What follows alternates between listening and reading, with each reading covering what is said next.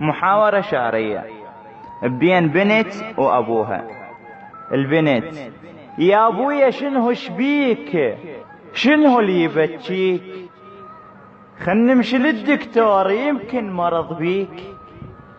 الأب: بكان أبويا الموت، بكان أبويا الموت وي فرقتك ذيك، خفت من أموت شلون عدما أخليك.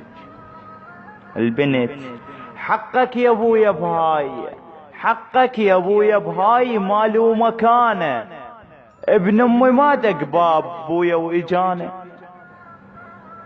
الأب: ما مر علينا سنين وليد شفته، شلون أأمن بيه ويمر على أخته. البنت: هدمت حيل بهاي من قلت لي أخته، لا أبويا أخته اليوم صارت زوجته. الأب: أدعى الله والعباس،